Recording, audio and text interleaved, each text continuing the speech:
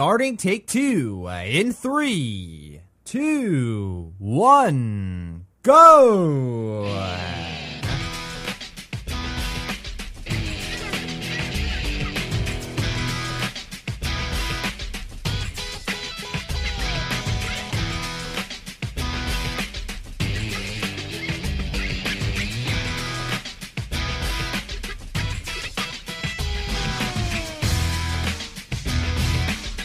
It's the end of the world as we know it. Oh wait, did I lead with that the last time we were here on episode 267? Yeah, I got it. So I guess I stole that from the last one. I guess there goes being original. But yeah, we're apparently not dead. We're here. Yeah, no, I guess we missed the boat, exactly. Well, welcome to Take Two, everybody, right? I told you we would be back. Ronnie told you we would be back. Yeah. We're back. But welcome to Take Two right here on the Voices on the Net Network. Immensely appreciated. Immensely appreciate all of you tuning into the program. We're glad to be back, of course. Hope you're glad to join us. Yet another episode of the show. How are you, Ronnie? Yeah, Just one episode ago, apparently we were supposed to die, and souls were supposed to be going up to heaven. Apparently, we were supposed to rise to the sky, and it didn't happen like everybody had anticipated. I guess, for lack of words. In other words, yeah, I didn't see any people flying past my window. Right, my broom is still here, so. Well, I could tell you, I haven't heard anything from Howard Camping, and I'm waiting for him to come out and say something. But you know what? We're going to talk more about this whole ordeal, the post-rapture thoughts, also how this actually helps us. Yeah. How does this help us? Well, I've got something I need to say. Harold Camping isn't all bad. All right, He's not bad at all. He's just wrong. But yeah, I have something I want to say about that, about the rapture and so forth, and how all of this hype has actually helped us, and it really has if you think about it. But before we get into that, and of course Ronnie will make it official. We can't forget about that. If all of you would be so kind and visit www.vonthenet.com. That is right, the Voices on the Net Network's website, where you, the great listeners, will be able to find more information pertaining to the Voices on the Net Network. All you need to do is go up to the top of the website. You will see an About link. You click it, where you will arrive at a web page providing you everything you need to know regarding the Voices on the Net Network in thorough detail. If you're a new listener and you don't know anything about the network, I highly recommend you check that page out. I do. Because rather than me explain it to you, it's best just to read it on your own. That'll give you everything in text. So I would check it out. You could also check out podcasts of any of the episodes from any of the shows, and they are all available on demand for and at your very own convenience. Now, you can check all of these great features out by going, to www.vonthenet.com. So, we're back, Ronnie, for yet another episode. But before we start, would you do the honors, as you do at the beginning of every episode, and make it official? We are approaching, folks, our next mini milestone. Yeah, can't believe that was quick. It's come upon us very soon, actually. I know. So, yeah. If we can go that far, we are presently on episode 268. There you go. Ronnie's did it again. She's done it. Done it again. It is episode number 268. 268, folks. Welcome to the show. Welcome to the program. We have a great one for you. And we're going to start things off with this whole ordeal regarding the rapture that was supposed to occur this past weekend. And, is it so bad? Is it so wrong that many of us were actually anticipating it, again, for lack of word, where we're anticipating this rapture to occur? Was it naive of us, so many of us, to actually think Camping meant what he had stated, if you think about it? But we looked, I remember when it was getting closer to the time, was anything going on in the world? So I was kind of, I didn't think it was going to happen. But then again, you never know. There was always that one possibility. Well, a lot of people, I think that, Twitter was on fire. Facebook was on fire. Everybody was kind of on edge as it got closer. And then the time frame got further and further away, you started seeing that actually nothing was going on in the world. Well, that was kind of my point. Yeah, Facebook and Twitter and all of the social media sites and the internet in general, if you check the Google searches, the top 3 searches had to do with the rapture. And people were talking about it now.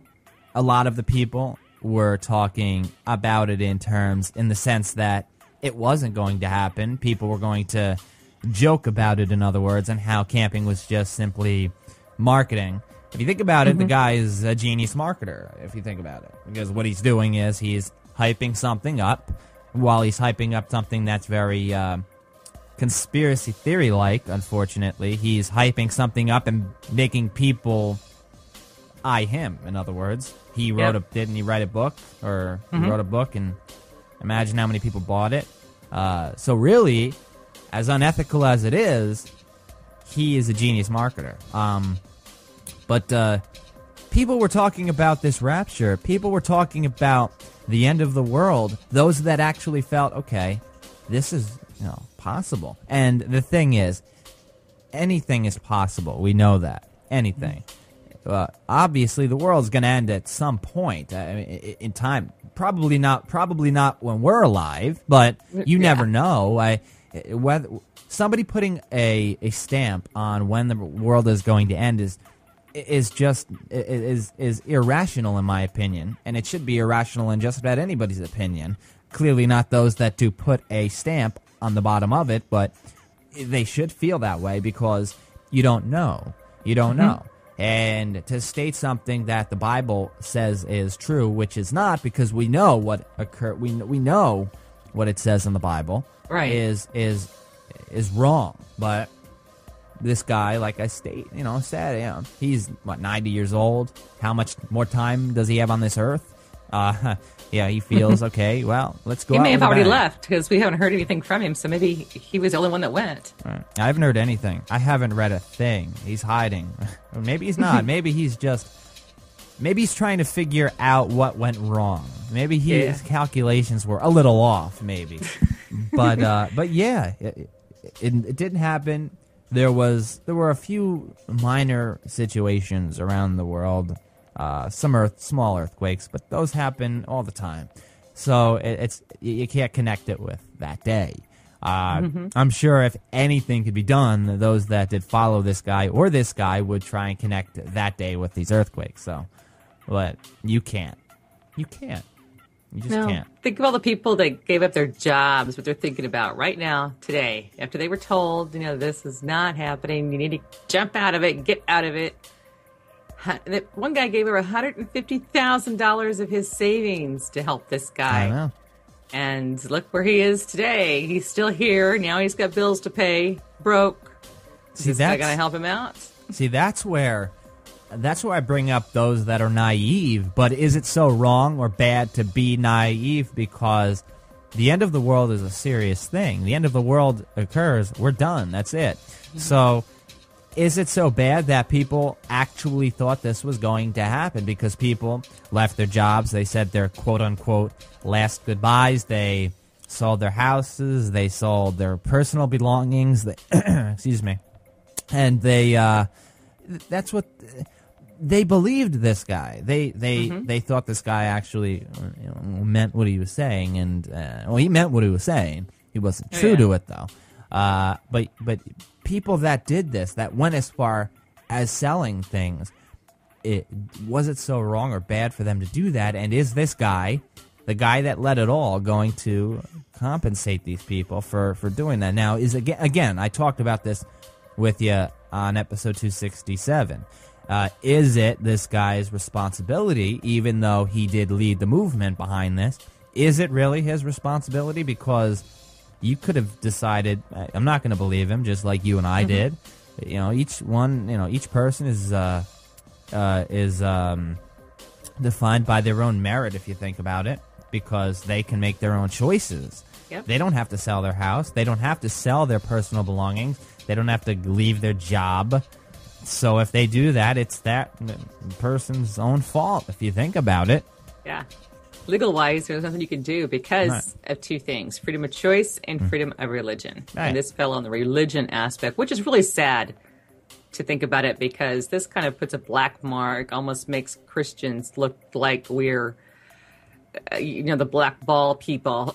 Yeah. You have the sects, you have the regular religion, and then you have these sects that kind of branch off and turn into this guy or the Jim Jones Kool-Aid drinking people.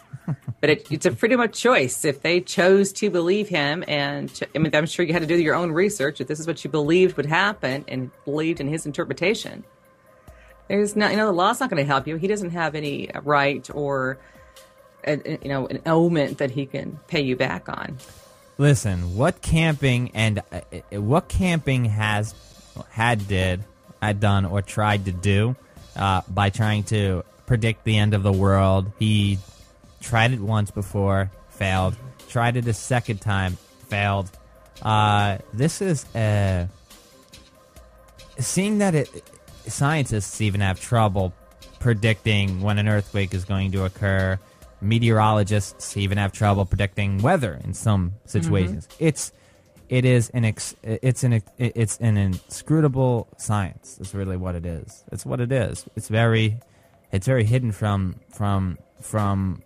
these people that study it every day. It's inscrutable. It really is, because as much as people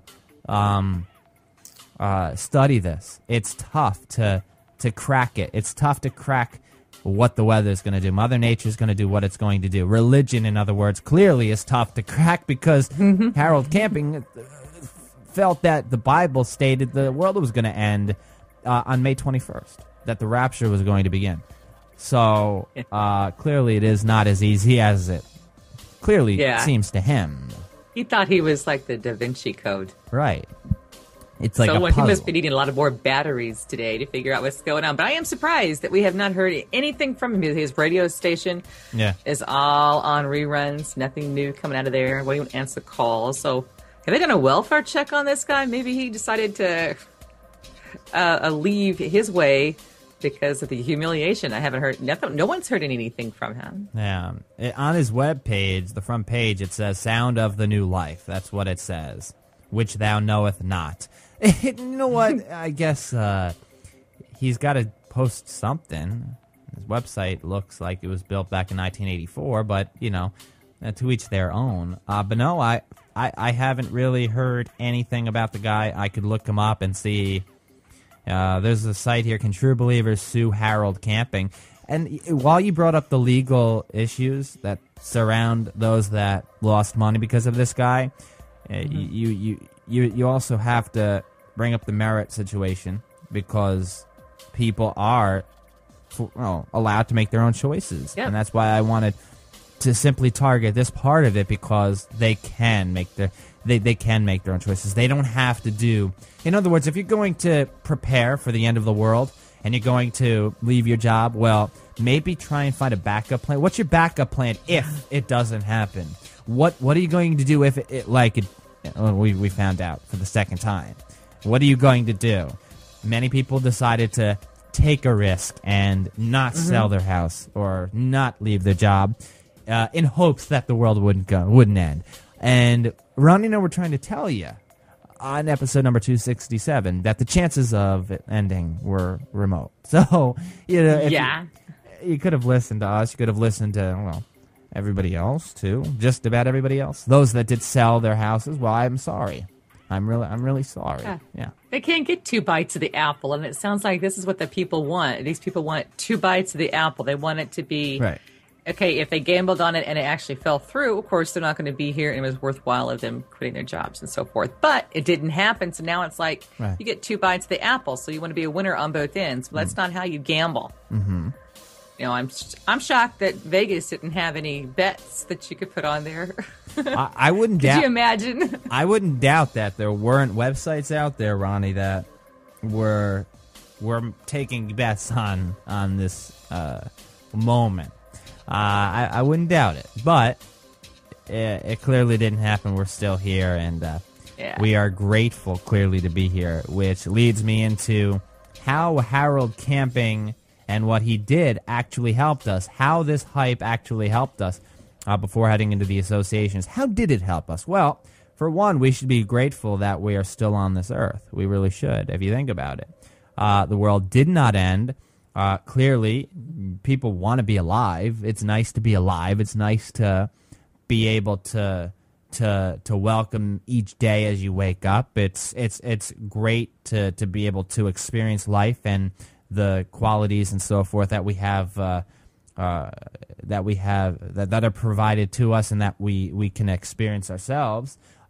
So being grateful that we're alive. That's really what this. If anything, if you're going to take anything from this this quote-unquote rapture that Harold Camping predicted was going to occur, take from it that you are grateful to be alive. And that's exactly what I did the day after. I knew it wasn't going to happen. You knew it wasn't going to happen, Ronnie, but if it did, we know that we wouldn't have been here for the most part.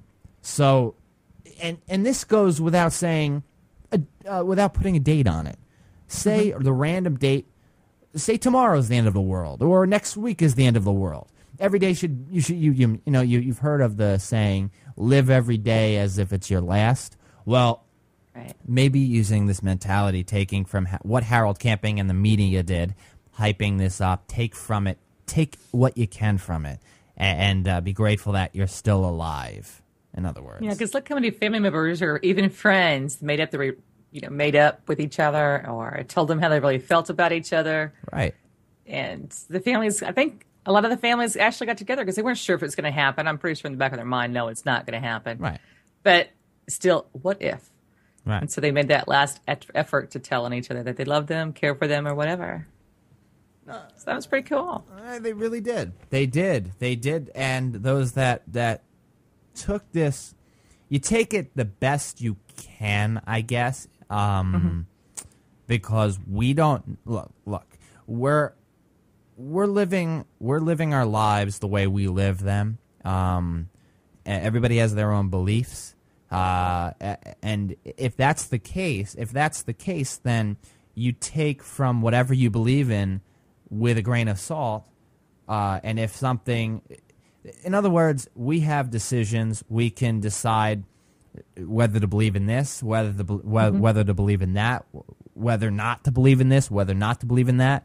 That this guy, what is he going to do now that he's failed to predict the end of time or the rapture for a second? What is he going to do now? So he clearly still has a choice. I'm sure he's going to come up with some excuse. That's still another side to whatever he's going to be saying. We don't know. So we'll find out when he comes out from underneath the rock he's hiding under, and we'll see. But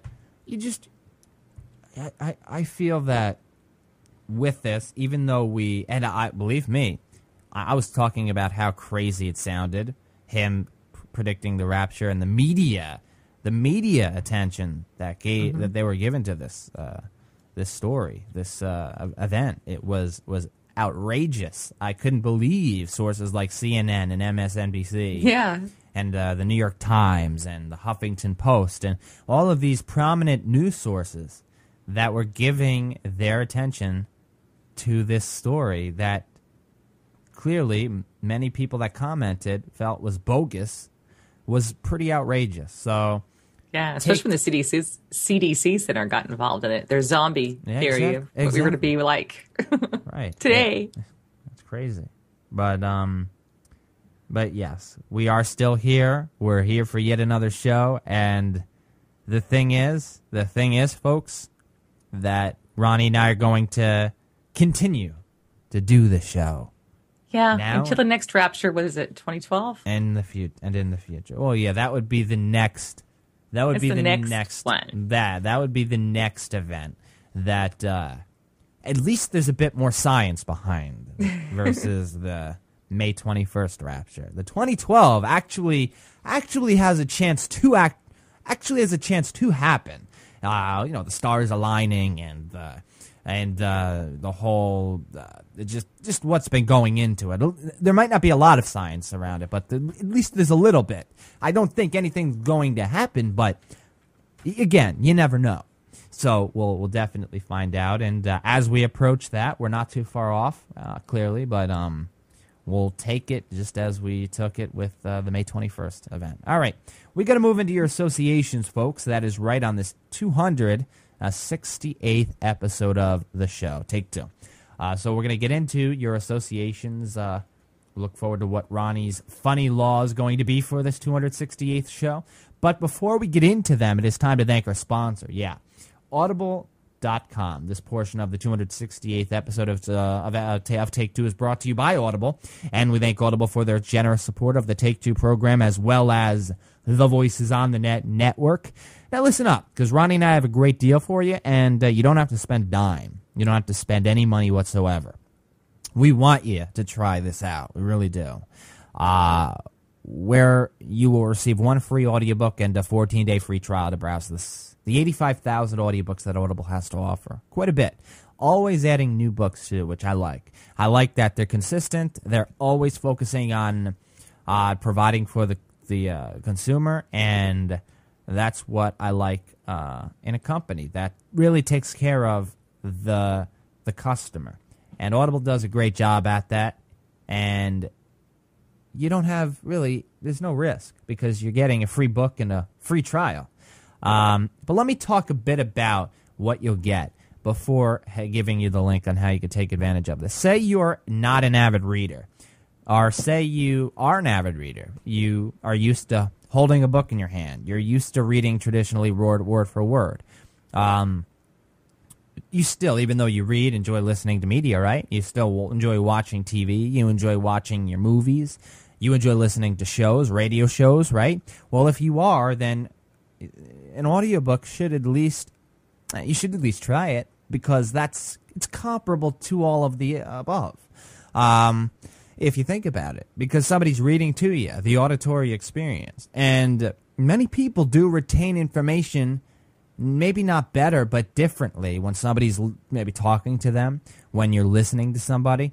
Whether you're reading a textbook or listening to a lecturer in your classroom, you tend to get a little something different from the lecturer because they talk, when they're talking, they maybe add some extras, or you tend to retain things better because they use cute metaphors or analogies or so forth.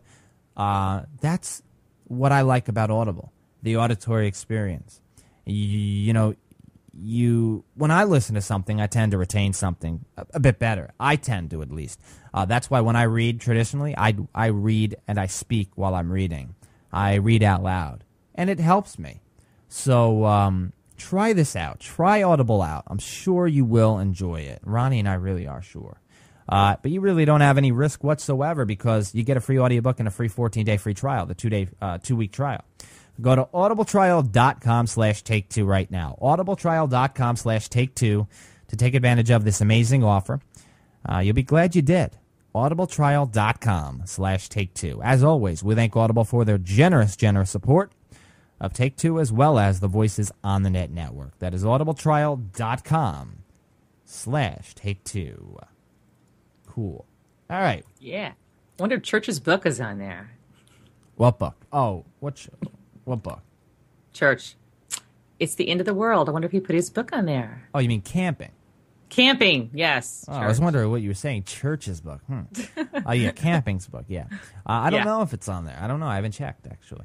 All right, we have to get into your, we'll get into your stamp of reparation in just a moment, but we got to get into some associations here. So do you want to start us off with an association over there, Ronnie? You have one for us? Sure. This year, the third president of the United States would have celebrated his 268th birthday. Wow. Thomas Jefferson, who was born April 13th, 1743. Wow. He'd be really old. He would be. Yeah. Yeah, just a bit. Just a tad. Just a tad. 268 years old. Jeez. I don't think anybody... Can you imagine? If you live to be half that, that's very old, and nobody will. Almost like Jack LaLanne. I think he was about that age when he died, wasn't he? there are a few people in this world that are well over 100 years old. I mean, that's old. I don't know if I would want to live that long. I mean, that's really long. 90. Okay, 90 years old. That's old, and I want to be in good shape. I don't want to be crippled. I don't want to be in a nursing home or anything like that. No. I don't want somebody changing my.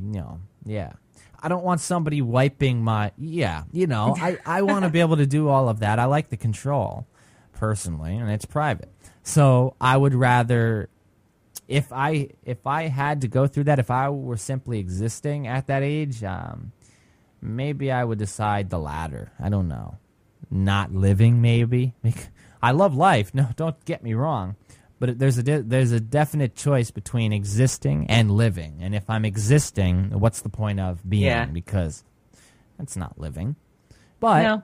hopefully that's not the case. There are plenty of people that are in their 80s, 90s, and they're perfectly healthy. They drive even.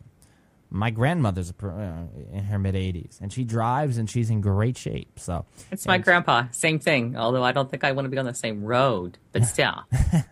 yeah, I suppose. They may not be the greatest drivers, but you can't blame that on them. I mean, as you get older, you tend to get a little slower. That's the way it is. You tend to be a little slower. That's all. Thank you for that. Was that green or yellow? There you go. I don't know. My darn glasses or lack of. 268 years old. Thomas Jefferson, though. Wow, pretty old. All right, let me give you an association here. Back on episode number 267. I falsified this association. Maybe I didn't, but the source that I used did. Technically, there are a couple of sources that do bring up 267. There are a couple of sources that bring up 268. So we're going to be the judge of this, and we're going to get down to the bottom of it right now on this episode of Take Two, this 268th episode of the show. We're going to get down to the bottom of it. Yes, we are. The Bugatti Veyron we know is a beautiful car, a very, very fast car, supercar. And back in episode number 267, I said that the king of all cars, the Bugatti Veyron, I believe it was the EB110. Well, no, that's the one back in the 1990s, the EB110. That's the prominent one that we all know of. What was it called? What was the model number of the Bugatti Veyron? What was the exact? I know it was the Veyron, but was there a model number next to it? Or, well, I guess not. Then we'll just say the Bugatti Veyron in general.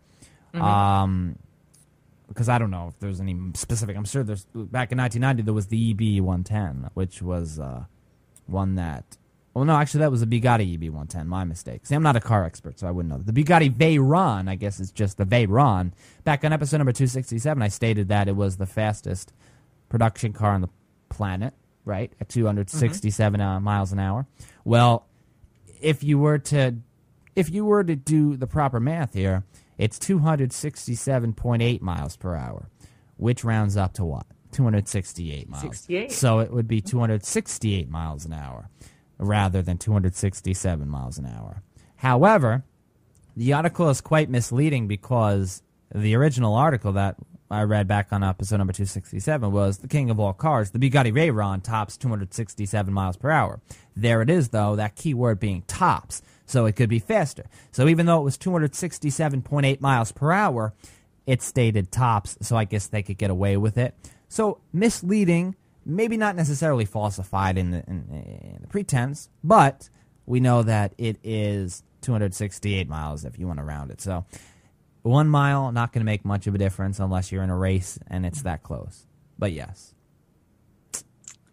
Interesting. See, I don't really pay attention to speed on the cars. I just kind of go my own way. Well, I may not necessarily pay attention to the speed on the car, but this is the associations for which we do have to be very meticulous. All right, give us a funny law over there, Ronnie. I know you've got one for us. I got two of them. All right, two. Law in Fairbanks, Alaska was passed in 1986. It's known as AK 268-27A, which does not allow moose to have sex on city streets. Now, why? I just hope the moose know that.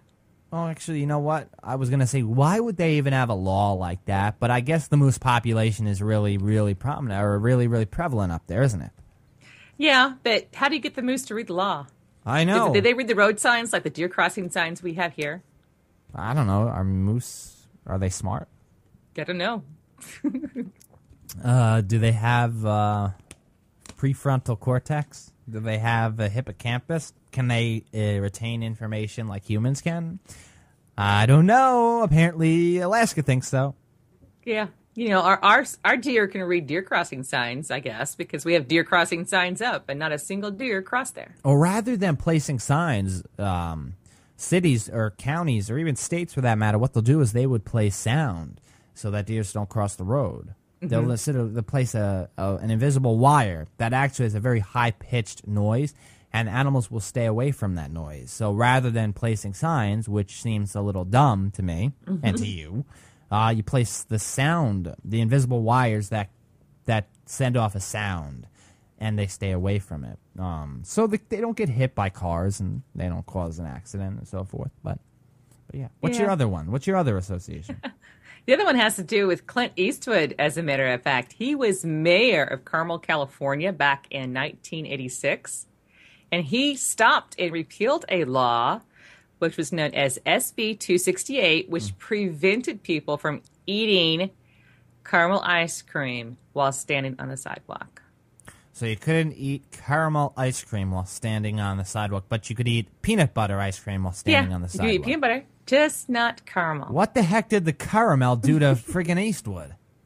I don't know. What did it ever do to Eastwood? What did it ever do to Eastwood? Did he have It must not be his flavor. I'm not sure. He must have had a negative close encounter with caramel flavor, I guess. Yeah, maybe it was that mousse. Maybe that's where he came from. Well, there you go. It gave him a bad image. I guess so. All right, Horrible. let's get into your stamp of reparation, Ronnie. I know you've got one for us for this show, so you've got the mic. What do you got for us? You know, here it is. This is 2011, and when did the attacks on the United States happen? In 2001. Right.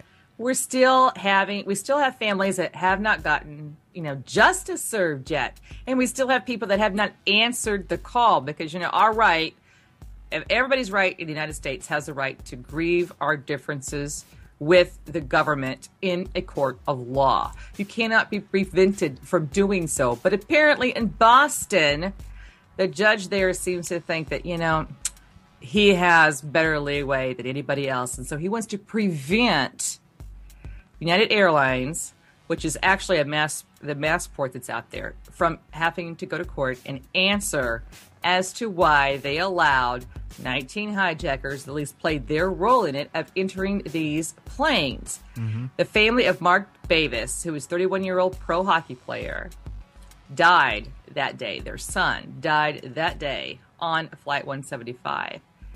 They wanted to take him to court. They wanted to know why. They want justice. They filed early, and they've waited 10 years, and still the judge has decided that they don't really need to answer. And I think that is just absolutely wrong. We had 19, between 16 and 19, I guess it depends on which government agency you want to talk to, that boarded these planes with weapons. We're able to get past security. We're able to get past our border system, our passport system, and board these planes to bring them down. Mm-hmm. And they don't have to answer for that? I do believe so. The government had to answer for it, although they really haven't answered some questions. I mean, 9/11 happened. There's no doubt about that. You have the conspiracy theories, again, where, we get a little bit touchy on that issue. The judge should not, absolutely not, have a say as to whether or not this goes to trial. This automatically should go to trial. Every time there's a plane crash, and it is the responsibility of the airline that it is, or whoever represents the airline, to be able to answer the questions. That's all this family wants. If they actually wanted money, they would have taken the $2 million+ that was offered on the victims' assistance from the government, and they did not do it. So this is not about money. This is about answers. If it's about answers, I don't think that there is a problem, because the company has nothing to lose, because after the case is over with, once they get their answers, that's it. There's no monetary value involved. It's called seeking the truth, and why not? And I think we all should benefit from that. Yeah, life was so much simpler before 9/11 occurred. Mm-hmm. Don't you notice how? And I'm not saying this family isn't entitled to what they're fighting for. Clearly, they want justice served. But with what occurred on 9/11, on that devastating day, so many people are having to fight in so many different ways, not necessarily having to do directly with 9/11, but 9/11 affecting other avenues of our lives. You understand? Oh, yeah. There's two different sides to it.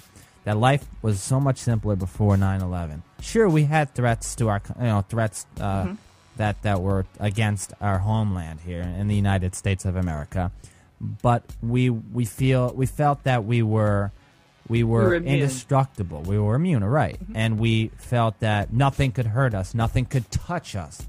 And once that happened, there was a major breach in our security.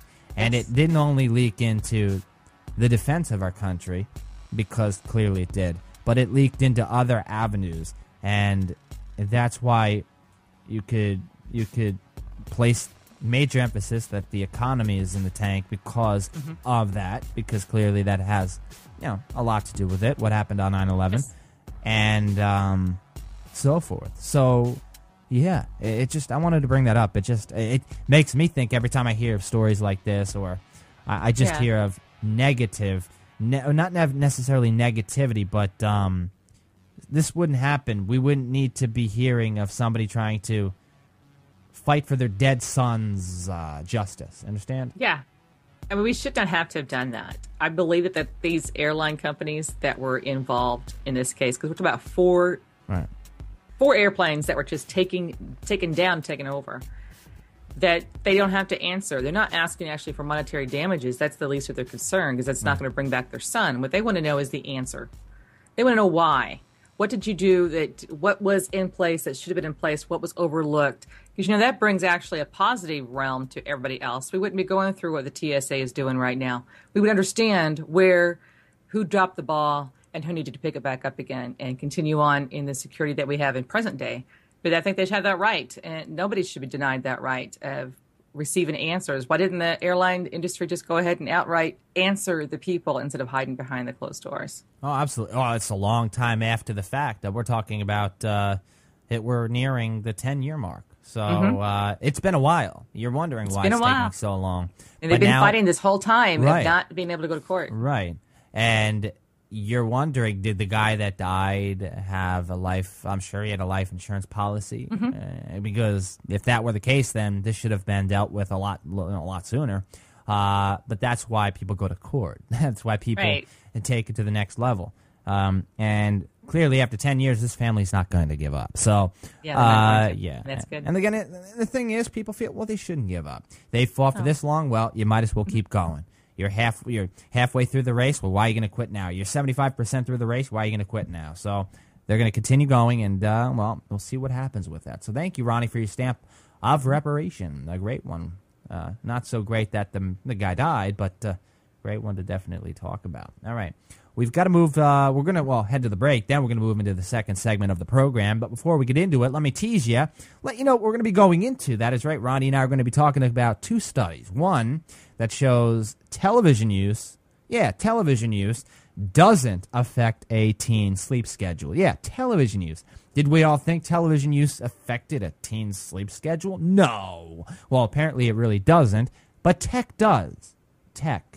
Technology. Yeah, devices, gadgets, computers. Wait a second. I thought we watch our television on the computers now. Yeah, we do. So would that, we'll talk about it. I'm confused too. Are you? Also, a study shows that men, spend more money than women on impulse items. Men spend more money than women, but women actually shop more. Huh? Your blast from the past also coming up at the end of the program, too. You're not going to want to go anywhere. It's so much coming up. Why would you want to leave? Ronnie and I return right after the break, so don't go anywhere.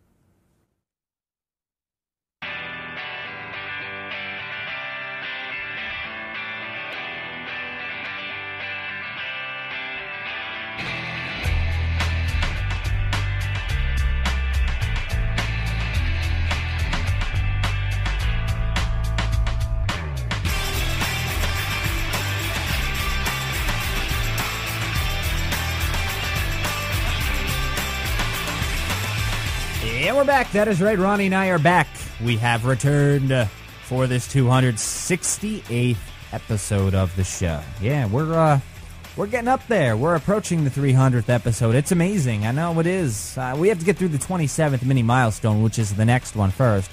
But still, we're approaching it, Ronnie. The 300th. It's amazing, isn't it? 300. 300. That's crazy. Who'd have ever thought we would get through this many episodes? Actually, you know what? I think we both did. Being confident. But still, I mean, that's a lot of episodes, right? That is a lot of episodes. A lot shows. of talking, a lot of news. A lot of talking, a lot of news. Clearly, we don't have any problems talking. And clearly, we do have a voice. But welcome back, everybody. That is right. We're back, and we have a lot to talk about. We're going to talk about two studies. One that has to do with technology and teenagers and sleepless nights, as well as men and women spending on impulse items. Which one spends more? Or shops more, for that matter.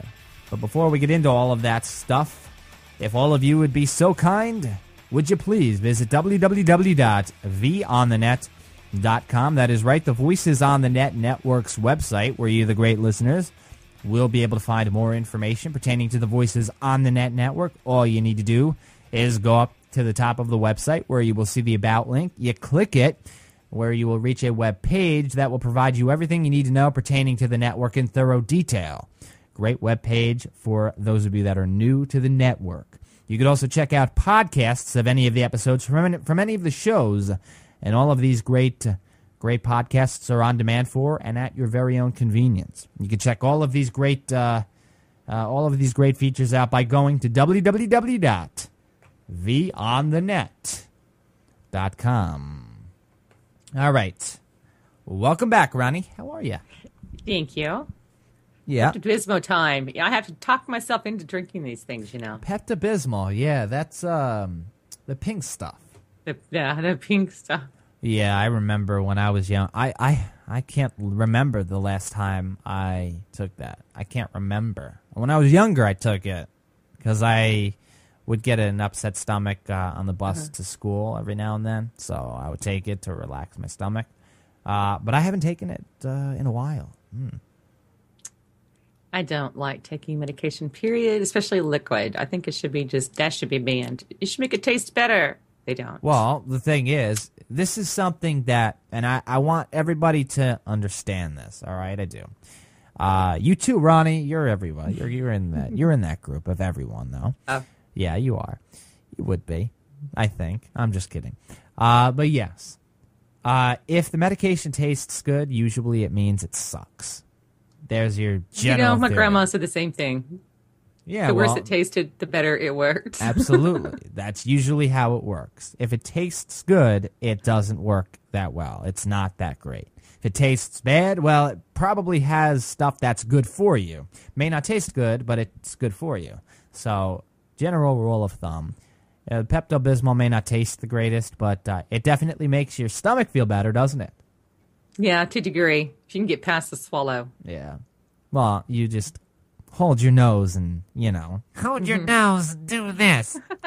Yeah. You know what I mean. You don't make that sound, but you just do your best. Yeah, I understand what you mean. Why can't you just take a pill that would make it easier? But they say that the liquid soothes the stomach, and that's partly the reason behind that. So, yeah, you'll be all right. You'll be fine, Ronnie. You'll live. All right, let's get into the first item on the itinerary, shall we? Two studies we're going to be going into. The first one, we're going to talk about a study that affects teens here, and we know that both of us actually have trouble sleeping. We're not teens, but we do have trouble sleeping. But teens especially, because they're in either middle school or high school, so it's good to get a good night's sleep, that they say anywhere from 8 to 10 hours of sleep a teen should get. Jeez. That's I can't tell you the last time I got 10 hours of sleep. If I get 6 hours, if I get 5 hours of sleep, that's a lot. 10 hours. 5 hours, about 4 hours is about average for me. I can imagine 9 hours. If you're supposed to get 10 hours of sleep, when are you going to bed? Because school starts at 7:30 usually. So you have to wake up an hour beforehand, so that's 6:30. So you're going to bed by 9, 10 o'clock at night? Really? That's early as heck. Oh, man. It takes you an hour or so to relax and go to sleep. You just don't fall asleep once your head hits the pillow. At least mine doesn't. 10 hours. That's, I guess that's why in the studies, very, very few teens get that much sleep. Now, that's, again, we have to go, we have to, all right, let's both play the devil's advocate here. Just a moment, Ronnie. Okay. It states you should get 10 hours of sleep. Doesn't mean you will get 10 hours of sleep. It might serve your body well, but getting 8 hours or 7 hours won't necessarily harm your body as much as, say, 3 or 4 hours. Understand? So if you have to get 10 hours of sleep, if you're supposed to get 10 hours of sleep because it says so, doesn't mean you're going to. But if you get 7, it doesn't mean it's going to necessarily be bad for you. Because 7 hours is still 7 hours of sleep. We go through certain rhythms when we sleep that are in between 80 and 100 minutes, or 90 and 100 minutes, I believe. The circadian rhythm. You go through multiple rhythms, and I believe there's 5 or 6 of them, or you should have 5 or 6 of them at night, which would equal in between, I believe, 8 and 10 hours, I think. Obviously, if I'm doing my math correct, yeah, in between 80 and 100 minutes, 5 to 6 would be in between 8 and 10, yeah. So if you're getting about 5 or 6 hours of sleep, more than likely you're having 3 or 4. So I guess that depends on, everybody's different. Everybody's different. Everybody feels differently. But if you want to talk about health, you don't want to live on caffeine. Nobody wants to live on caffeine every day, right? I mean, seriously, if teens were to live on caffeine, they do. Well, if they were to live on immense amounts of caffeine, they would be bouncing off the walls in school, correct? So, yeah, they're clearly teachers, for the sake of them, would rather the teens get sleep. But that's not exactly happening for many. However, it's not because of TV. It's not because of the television. Now, before I get into the next part of this, did you originally think the television, even before reading this study, was the culprit behind kids not getting enough sleep at night? Or were you on the bandwagon of those that felt TV actually helps people sleep because they lay there, watch the TV, they listen to the sounds, and it's relaxing? I thought TV helped people sleep because I can sleep on the sofa. I could be watching a program or it just kind of be like music, just sound in the background and fall asleep. Or I can listen to the snow in the background on the TV and fall asleep as long as there's some kind of a sound effect in the back. It kind of rocks, kind of like rocking yourself to sleep, only it's on the TV. Right. So, in other words, not only does the television help you sleep, it's the type of content that you're watching that helps you sleep. So, obviously, if you're watching a country western with a lot of gunshots and so forth, probably not going to help you sleep as much as, say, the Yule log on Christmas Eve. Right, because that... Usually, when you go to sleep and your TV is on, sometimes whatever's on there enters your dream. Right. So you're actually in the movie, only you're asleep. Right. Exactly. In other words, and I could tell you that this study is immensely ambiguous, Ronnie. Immensely, because there's clearly multiple definitions to this, multiple meanings to this study. Somebody may fall asleep. Somebody may fall asleep within 8 hours while watching TV, while somebody may fall asleep, somebody may sleep for 8 hours while falling asleep within, say, a half hour while watching TV, while somebody may fall asleep within a minute and only sleep 4 hours while watching TV. Maybe the TV wakes you up in the middle of the night. Technology is the other part of this study, and I want to bring this up here.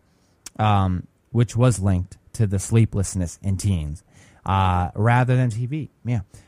In other words, social media, video games on your computer, your tech, the gadgets we have. And there was a study 2 years ago that was conducted that had to do with the gadgets, not the gadgets having to do with the teens that have trouble sleeping, that are insomniacs. Because, in my opinion, you're more engaged on your computer or using your gadget. You're focusing more. Not saying a movie's not good enough where you're not going to focus. It's just, are you as engaged as, say, utilizing a program or playing a video game where you have to concentrate a bit more? You know, You're not, because on TV, basically all you're doing, you're just watching what's going on, Right. and maybe an occasional change in the remote. Other than that, there's nothing else that you're doing. But when you're on the computer playing a video game or whatever, you have control of the mouse. You are part of the game, so you're experiencing what's going on. Because I know if I'm on WoW in a dungeon playing on there, and I could still be tired, but I'm telling you what, once I get into a fight, I'm wide awake of watching the fight. I will actually hold my breath. well, I don't So I've think you're become wide part of it, awake. so. I don't think you're wide awake from watching the fight. I think you're wide awake because you're participating in the fight. Participating in the fight, yeah. Rather than watching it, because if you're participating and you fall asleep, you're going to lose. You're going to die. You're going to kill your raid. You're going to kill your group. So you're participating. You have to stay awake, and that's part of the flight or fight response system. So If I don't fall asleep. If that. Right. But also on social media, when you're on Facebook and things like that, things start picking up, about 8, 9 o'clock at night? People get on there, talk about their day. They're posting up different photos that they've taken through the day or experiences through the day. Family members are finally getting online. It's kind of like the wind down time. And so you're on there and you lose track of time. Does that mean that that's wrong? right. I don't think that's necessarily wrong in a way, because I think you're still getting the sleep. I think it depends on how deep into sleep you're going to get, because your stressors through the day depend on how much deep sleep you're going to get through the night.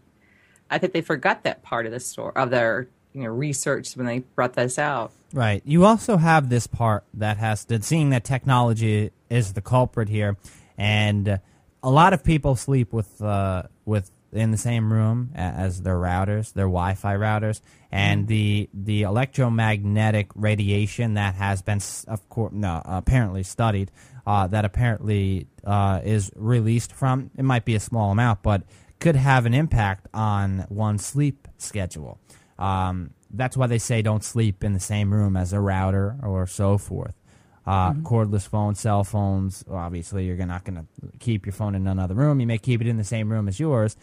But there's studies that have been conducted, and I'm not going to back them whatsoever right now, at least. But, for instance, I've heard for wireless routers, that people that sleep in the same room as them, it could be a culprit to that. But it is the ever-growing studies that are conducted that surround these technological items, such as your computer, such as your cell phone, your devices, your gadgets, that cause teenagers specifically. Obviously, there are adults that utilize these items and have trouble sleeping, but this study is specifically for teenagers. This surrounding the teenagers, because if anything, teens should be getting more sleep than even adults. It's important for teens as they're growing. They're in puberty. They're going through puberty. They want, you want to be healthy. You want to feel good. And when you don't get enough sleep at night, we all know how we feel. When we don't get enough sleep, we feel crappy. We feel depressed. It's just not fun. Who wouldn't? Just because we are not getting enough sleep doesn't mean we don't want to sleep. It doesn't mean that. We're engaged in whatever we're doing, and then come 6:30 in the morning, you haven't slept yet, you're now feeling it, and you wish you actually did sleep. If you could take back the last 6 hours, you wouldn't get that sleep, believe me. And if it wasn't for the alarm clock, you probably could sleep a lot longer. Well, that's the other thing. People that go to sleep late, they don't get adequate sleep during the night, and they sleep at 6:37 in the morning, wake up at 2, and then their day starts at 2, where it's supposed to start at 7 in the morning.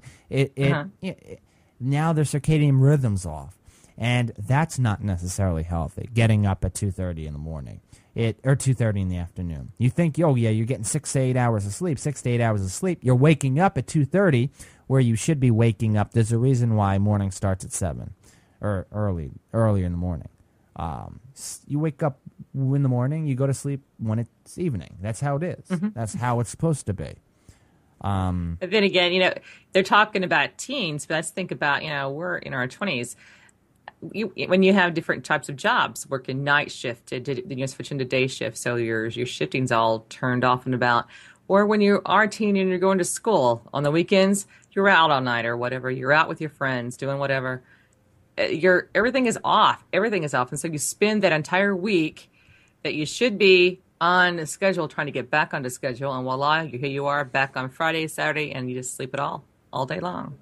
Right. Now, some people, going back to the type of content that is watched on your television, some people say that the type of content has nothing to do with it, that regardless of whether the television channel is set to a show that has a calming background noise to it versus a show or a movie that has a lot of explosions, it still stimulates the brain. It's going to keep you up no matter what, whether it's tech, whether it's a television, regardless. However, I feel that the type of content does play a role in it because people, while they have their eyes closed, may still be focused on whatever they're listening to on the television or whatever. Yeah.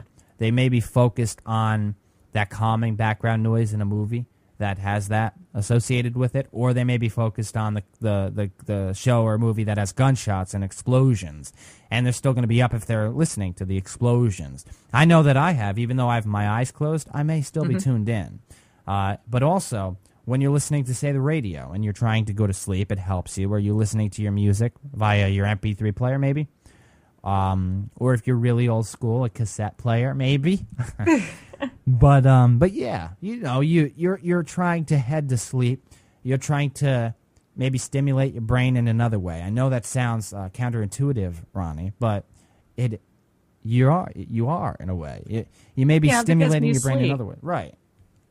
Go ahead. When you sleep, your brain isn't completely asleep. It's still actually awake. There's only certain parts of it that should down, or else you wouldn't be aware what's going on with you. You still have that conscious that's still awake. It's called your safety mechanism. So you're still influencing the sounds that are surround you. It's just, I think it depends on what you are used to hearing that either can comfort you or arouse you. So if you're listening to the gunshots on TV and that's something that tends to comfort you into a degree, it'll have a different effect. But the majority of people, such as you have to have, the waterfall sounds that they have, your brain focuses on that and gets used to that.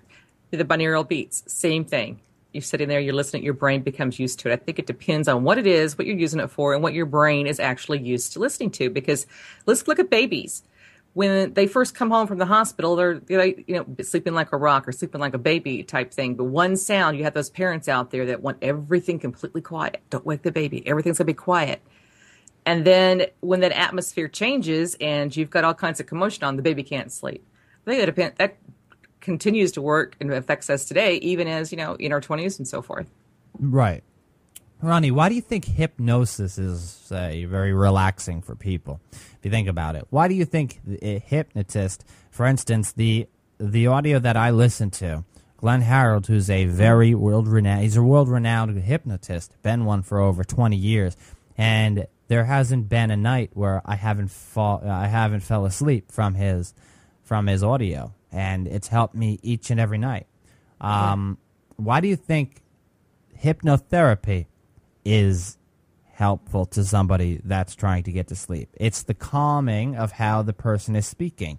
Now, hypnosis also sometimes, if you're editing audio and you're using an audio file, has to, or does include in some cases, in many cases even, extra audio effects, sound effects that are at different sounds, different pitches, and that affects your brain in different ways. And it focuses on certain hypnotic inductions in your that affect your brain in different ways. That's what hypnotherapy is all about. And similar to when you're at a carnival or you're watching the hypnotist up on stage, everybody's doing what the hypnotist is telling them. He has control in a way of their brain. So it's similar to that our brains, we're still awake, but we're sleeping. We're catching on to certain things, and that's, I think, what we have to understand here. And that's why the brain is, of course, so complex and so forth. Remember, they used to do studies on this in college. Right. To where the students would be given the headphones and listening to their homework. So their books would be actually read to them. And they were able to retain that information more so when they were asleep and just listening to the headphones. Yeah. Of what was going on, rather than actually if they attended class and just read it. So if they did it in their sleep, they retained it more. Right.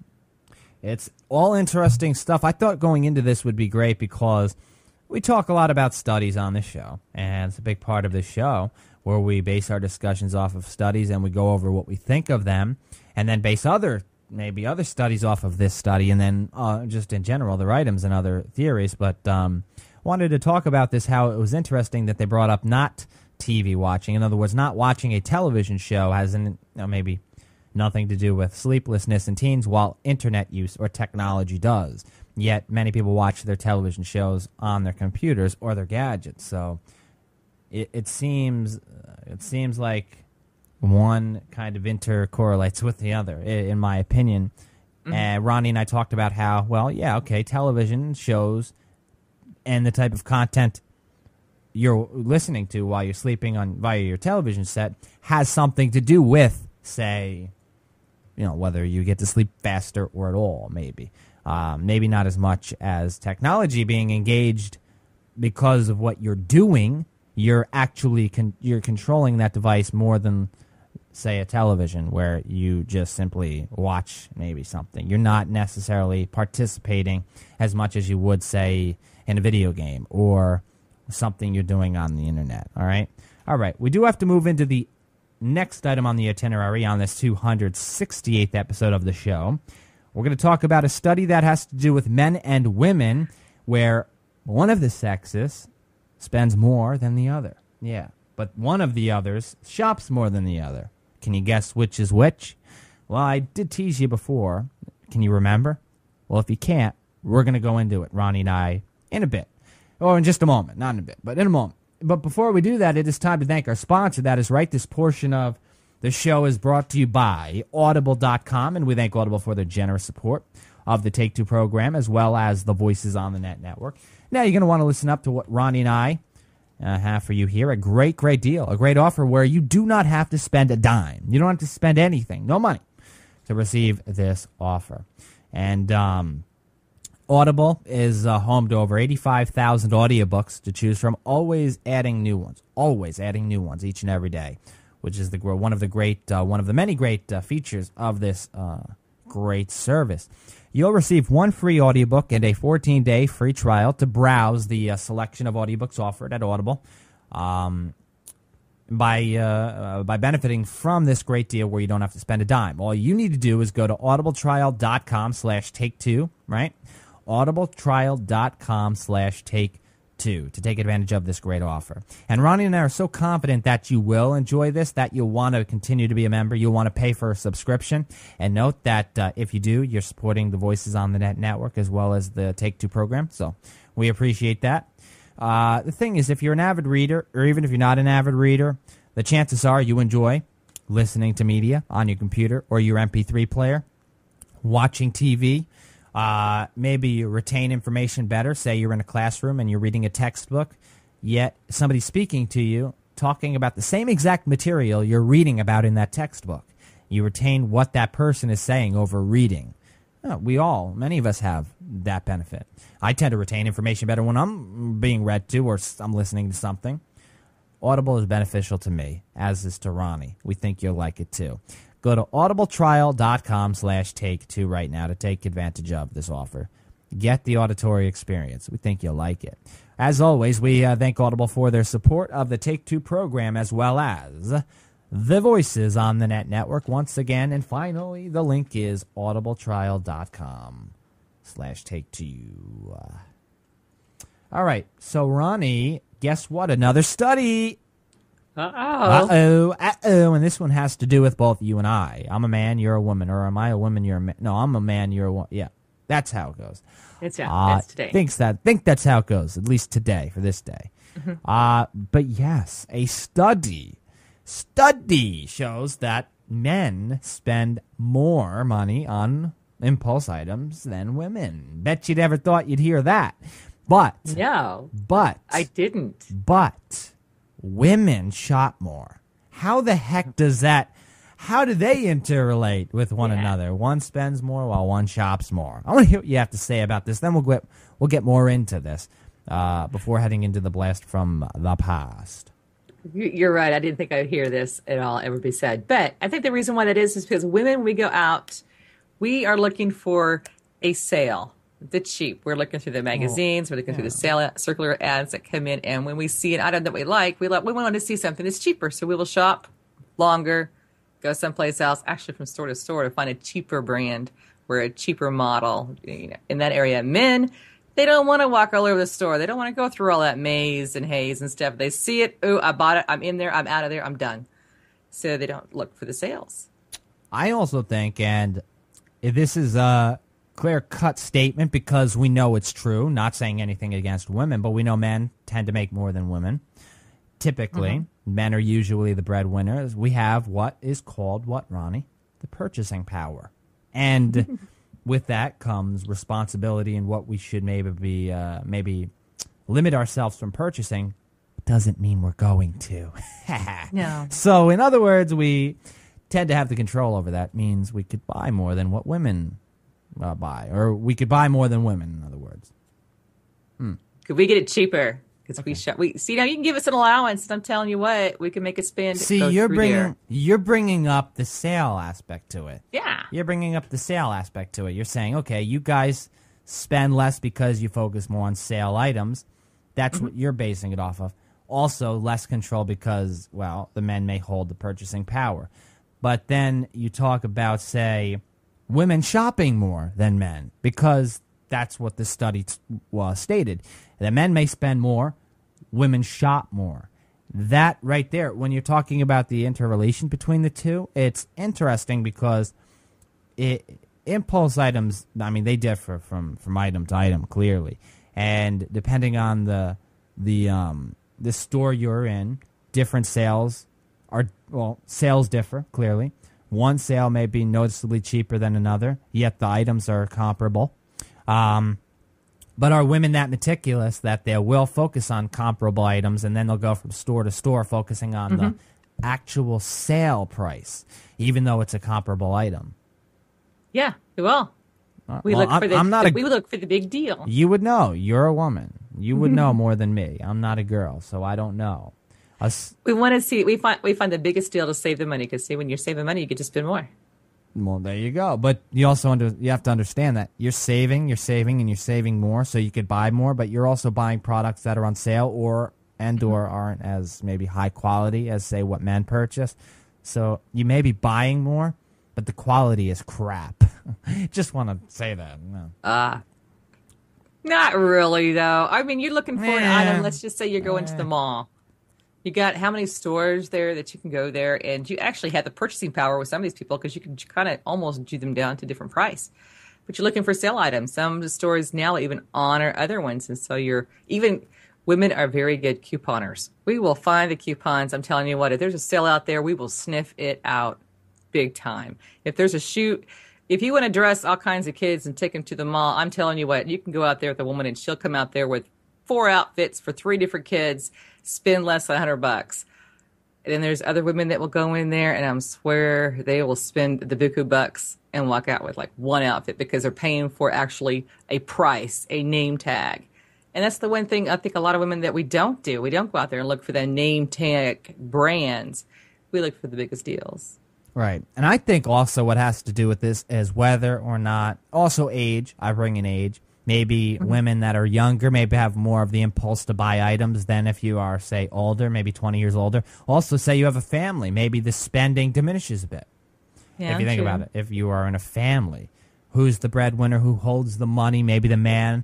See, this is where this gets interesting because usually a male is the breadwinner, the alpha male. They're going to focus on the money issues or the money situation. So if they hold the money, maybe a male before a family may spend less versus if they're in a family, they may spend more because they hold the money. Doesn't necessarily when they're single, doesn't mean they don't hold the money, but they may not have as much when they're single. That also plays a part in this study.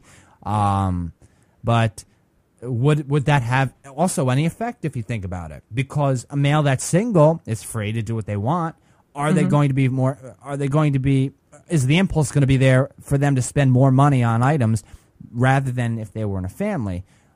Whereas the female, it would be maybe the exact opposite. Females that are free are going to still look for the sale. They're still going to look for the cheapest price. So they're going to spend maybe more when they're single versus if they were, say, in a family. if you think about it. Yeah, because when you're single, you don't have anybody to answer to. That too.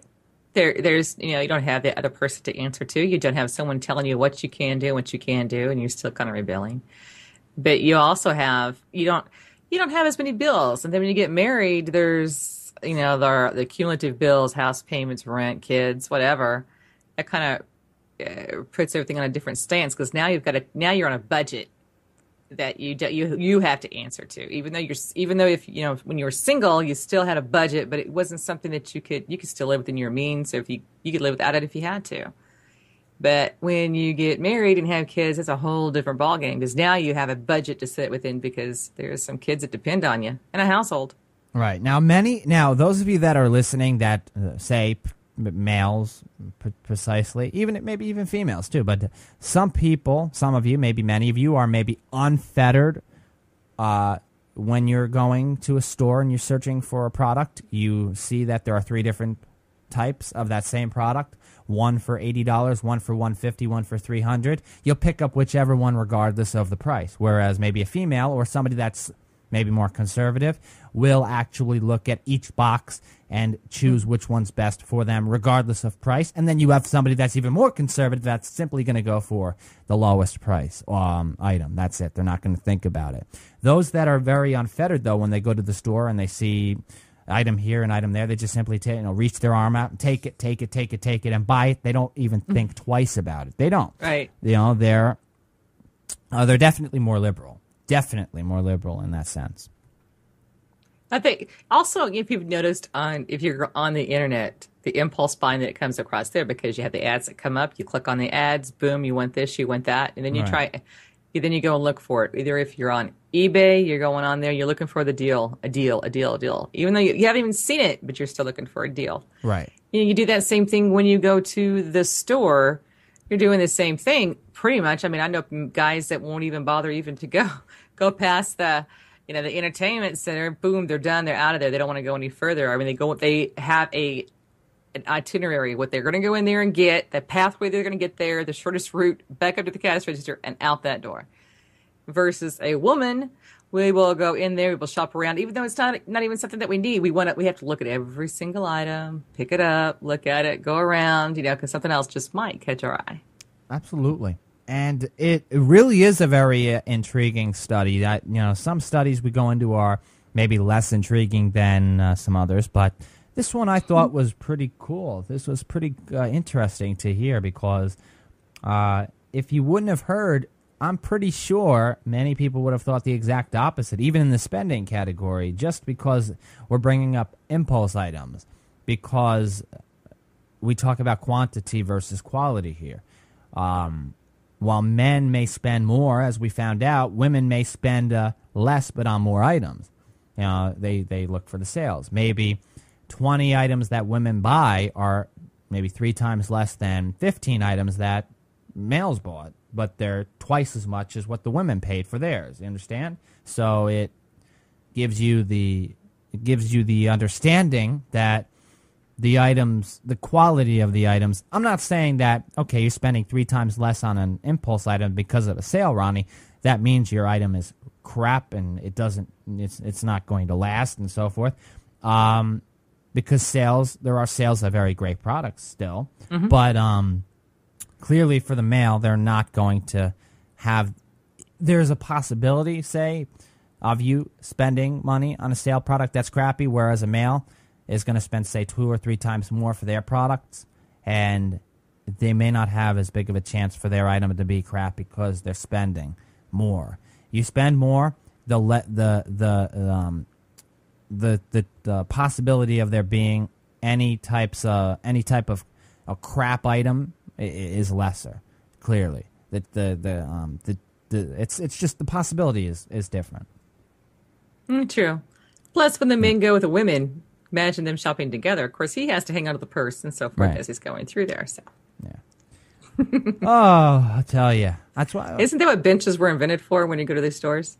Benches. So the males can sit there while you're shopping. Yeah. Gotcha. I think that's going to happen regardless of whether there's a bench there, Ronnie. Just saying. just saying. All right.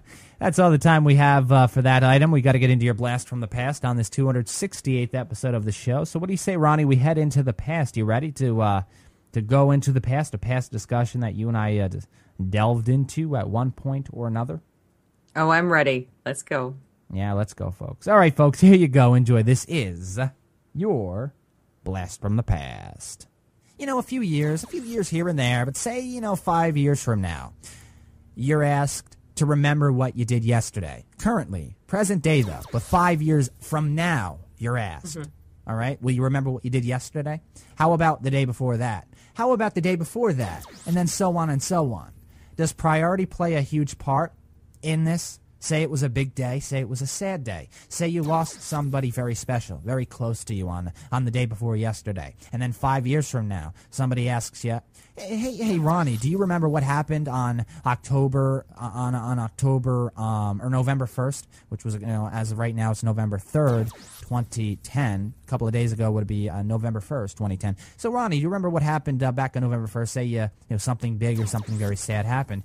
You would obviously say yes. You remember that day very strongly. When my aunt passed away, I remember the day. I remember the time. I remember everything about that day because the day was very, very very hard for me. But if you were to ask me just a random day out of the blue, Ronnie, something just didn't happen. Usually I'm busy every day, so something is going to happen. I'm going to go through something, something major, maybe not as major, but it's still going to be